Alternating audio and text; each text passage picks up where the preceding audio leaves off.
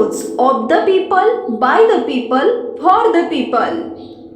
EVM झोल पडताळणी, राज्यातील उमेदवारांनी भरले पैसे. विधानसभा निवडणुकीमध्ये पराभूत झालेल्या राज्यातील उमेदवारांनी मतमोजणी यंत्राची म्हणजेच ईव्हीएम झोल पडताळणी करण्यासाठी पैसे भरून अर्ज केले.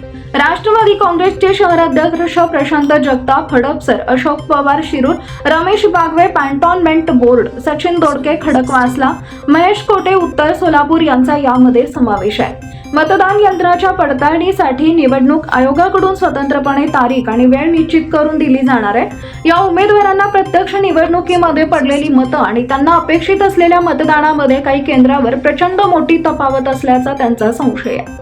त्यामुळे निवडणूक आयोगाच्या नियमानुसार त्यांनी एकूण मतदान केंद्राच्या किंवा मतदान यंत्र संख्येच्या 5% याप्रमाणे मतदान यंत्राची पडताळणी करून घेण्यासाठी अर्ज दाखल केले. मतदान यंत्र पडताळणीसाठी प्रत्येकी शुल्क आणि त्यावर जीएसटी असे एकूण 47,000 रुपये प्रति यंत्र याप्रमाणे त्यांनी शुल्क जमा केलेले आहे.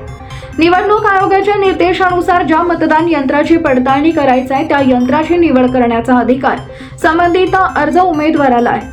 ज्या मतदान केंद्र आणि मतदान यंत्राची निवड उमेदवारानं केली आहे त्या यंत्रामधील संपूर्ण मतांचा डाटा डिलीट केला जाईल.